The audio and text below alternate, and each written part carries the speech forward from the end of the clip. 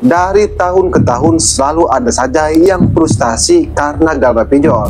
Bahkan ada yang bundir cuma gara-gara galbay pinjol.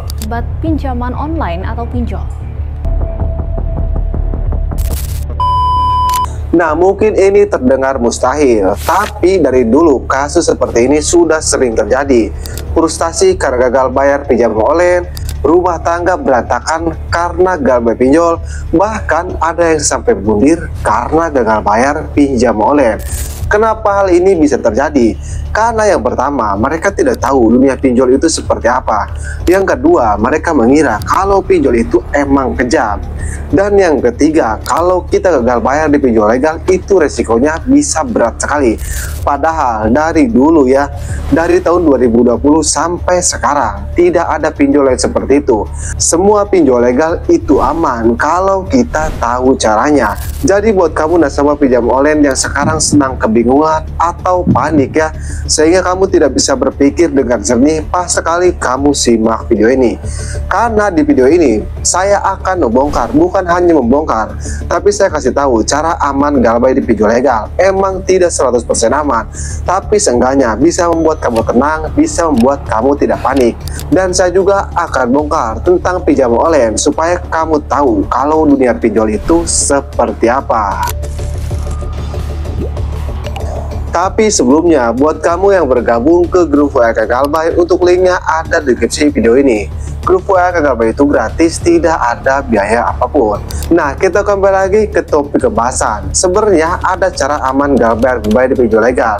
Bukan lebih ke cara aman, tapi supaya kita lebih tenang menghadapi saat kita galbay di pinjol legal. Tapi ini ada step by stepnya. Jadi sebisa mungkin kamu jangan skip video ini. Kenapa? Supaya kau mengerti dan paham apa yang saya sampaikan. Sebenarnya cara ini sudah saya sering share di video-video saya sebelumnya, tapi hampir semua nasabah pinjam online tidak mengetahui tentang cara ini. Nah, kita langsung saja ke caranya supaya kita bisa aman galbay atau bayar di pinjol legal. Lebih tepatnya, kita bisa tenang. Untuk step yang pertama, jika kamu sudah niat dan kamu sudah tahu ya, kalau kamu ini bakal tidak sanggup membayar pinjaman kamu di pinjol legal, langkah yang paling utama yang harus kamu lakukan yaitu hapus aplikasinya. Dari semua edukasi perpinjolan ya, saya selalu mengutamakan hapus aplikasinya. Kenapa? Karena kalau aplikasinya tidak bisa dihapus ya, tidak dihapus, mereka bisa mengakses galeri kamu, bisa mengakses kontak-kontak kamu. Alhasil nantinya kamu akan dipermalukan, galeri kamu akan dijadikan bahan ancaman, kontak-kontak kamu akan dihubungi. Nah, kalau seperti itu bisa membuat kamu malu, bisa membuat kamu kena mental. Itulah alasannya kenapa dari dulu banyak orang yang frustasi karena mental mereka ditekan oleh DC pinjol legal. Jadi kamu jangan sampai seperti itu. Jika kamu ingin tenang ya, kamu hapus aplikasinya. Ini efeknya sangat fatal sekali ke depannya kalau kamu tidak menghapus aplikasinya. Itu untuk yang pertama. Untuk step yang kedua, kamu jangan pernah membaca pesan dari DC pinjol legal. Kenapa? Karena hampir semua nasabah pinjam online atau hampir semua nasabah yang galbay di pinjol legal ya, mereka ketakutan, mereka kena mental karena membaca pesan dari DC pinjol legal. Nah, apa kasus seperti ini? Ini sudah terjadi dari dulu? Jawabannya jelas, dari dulu ya. Hampir semua nasabah pinjaman online yang panik, yang frustasi karena membaca pesan dari DC pinjol legal. Karena DC pinjol legal tidak sembarangan ngirim pesan kepada kita. Mereka pasti merangkai kata-kata dulu, entah itu dibawa ke juru hukum ataupun dibawa ke jalur pidana. Tapi fakta yang kamu harus tahu, semua ancaman DC pinjol legal itu hoaks, itu bohong. Nah, meskipun kamu tahu ya kalau itu hoaks, tapi kalau kamu membaca, pasti kamu takut, pasti kamu panik. Makanya untuk menghindari hal tersebut, kamu hindari baca pesan dari DC pinjol legal. Saya berjamin kalau awal-awal baca kamu biasa-biasa saja. Tapi lama-kelamaan, hari ke-1, hari kedua kamu sering membaca, saya berjamin pasti kamu ketakutan. Itu untuk step yang pertama. Untuk step yang kedua, kamu ganti kartu HP, kamu ganti WA, kamu ganti email. Tujuannya untuk apa? Kita mengganti kartu HP, mengganti WA, mengganti email. Tujuannya untuk memutus teror DC pinjol legal. Karena seperti yang kamu ketahui, teror DC pinjol legal ini sehari bisa 20 SMS ataupun misalnya 50 telepon. Kan itu sudah jelas mengganggu aktivitas kehidupan kita sehari-hari. Ya bayangkan aja, kita di spam telepon, kita di spam SMS. Kan itu sudah jelas mengganggu kehidupan kita. Jadi kalau kamu ingin tenang, kamu ingin merasa aman, gak bayar pinjol legal, kamu ganti kartu HP, kamu ganti WA, kamu ganti email. Kalau kamu sayang ke kartu HP kamu sayang ke kartu WA kamu ya, kamu jangan ganti, tapi kamu cabut aja dulu terus simpan. Kalau dirasa sudah aman, kamu bisa pasangkan kembali. Itu untuk step yang ketiga. Dan untuk step yang keempat, yaitu kamu bilang ke koder kamu, atau lebih tepatnya kamu klarifikasi koder kamu. Karena kalau kamu mengganti kartu HP, kamu mengganti WA, kamu mengganti email ya, otomatis DC pinjol legal ini pasti menghubungi koder kamu, pasti menghubungi, kan itu sudah jelas. Karena kamu tidak dapat dihubungi. Nah, kamu klarifikasi koder kamu. Kalau ada DC pinjol legal nge-WA, SMS atau neror ya, jangan dibalas, biarkan aja. Kenapa? Karena kalau dibalas ya nantinya kontak tersebut akan dijadikan bahan teroran oleh DC pinjol legal. Tapi kalau dibiarkan aja, mereka paling lama neror 1 minggu. Jadi buat kamu klarifikasi dulu koder kamu, supaya saat kamu mengganti kartu HP, saat kamu mengganti WA ya, koder kamu tidak dijadikan bahan teroran oleh DC pinjol legal ini. Emang untuk step by stepnya cuma 4, tapi hampir semua nasabah tidak mengetahui hal tersebut.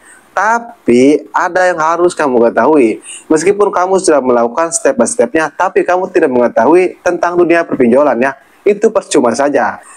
Dipastikan kalau kamu tidak mengetahui tentang dunia perpinjolan ya, kamu panik, kamu kena mental, bahkan kamu tidak enak makan, tidak enak minum. Jadi tidak hanya cukup dengan step by step itu saja, tapi kita juga harus mengetahui tentang dunia perpinjam online. Yang pertama, yaitu gak bayar pinjol legal, apakah kita bisa dipenjara? Nah, pertanyaan ini sering dilontarkan oleh nasabah galbay pinjol legal. Apalagi yang mereka galbay belasan juta ataupun puluhan juta.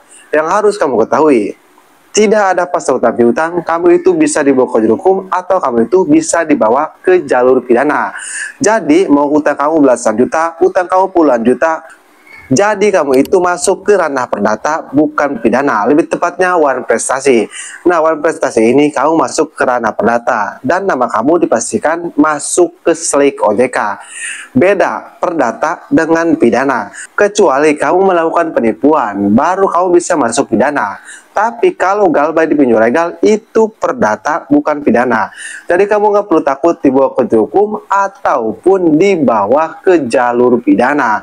Itu yang pertama yang harus kamu ketahui. Dan untuk yang kedua yang harus kamu ketahui ya, yaitu tidak semua pinjol legal memiliki DC lapangan. Kenapa? Karena hampir semua nasabah pinjam online itu selalu berpikir kalau semua pinjol legal itu memiliki DC lapangan. Padahal faktanya tidak semua pinjam online atau tidak semua pinjol legal itu memiliki DC lapangan. Hanya pinjol-pinjol tertentu saja. Buat kamu yang ingin tahu pinjol apa saja yang memiliki DC lapangan, kamu bisa simak videonya yang ini. Untuk linknya ada di deskripsi video ini, kamu bisa langsung klik saja. Tapi perlu diingat, di sini saya tidak mengajarkan yang tidak-tidak atau yang tidak benar. Tapi saya hanya membantu saja buat kamu yang tidak sanggup membayar pinjaman kamu di pinjol legal ya. Tapi kamu selalu ketakutan, kamu selalu panik, itulah cara-caranya. Emang yang namanya utang piutang itu wajib dibayar. Tapi kalau kadang kita tidak punya uang, seperti ekonomi kita sedang turun drastis, ya bagaimana lagi? Karena lebih utamakan kebutuhan keluarga kita, jangan utamakan kebutuhan pinjol. Apakah dari dulu sudah banyak yang menggunakan cara ini? Jawabannya jelas, dari dulu sudah banyak yang menggunakan cara ini. Ya bahkan sekarang mereka bisa tenang-tenang saja meskipun galbay di beberapa aplikasi pinjol legal yang sudah besar ya. Seperti di pinjol kayak Pintar, Akun-Aku, dan lain-lain.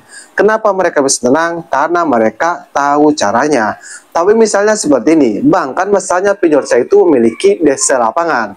Nah, sebelumnya kamu harus tahu, saya sudah siapkan di playlist ini. Cara menghadapi DC lapangan agar DC lapangan tidak datang ke rumah kita ya, itu ada di playlist ini, kamu bisa simak saja. Jadi buat kamu nasabah pinjam online atau buat kamu nasabah pinjol legal ya, jangan lupa untuk bagikan video ini ke teman-teman kalian, supaya teman-teman kalian tahu kalau galbay di pinjol legal itu tidak semengerikan itu. Bahkan ada caranya supaya kita aman, supaya kita tenang saat galbay atau bayar di pinjol legal ini. Oke, jadi mungkin saja video saya mudah-mudahan bisa bermanfaat. buat kalian semua nasabah pinjam online ataupun buat kalian semua nasabah pinjol legal. Oke, saya Kang Albay, sampai jumpa di video berikutnya.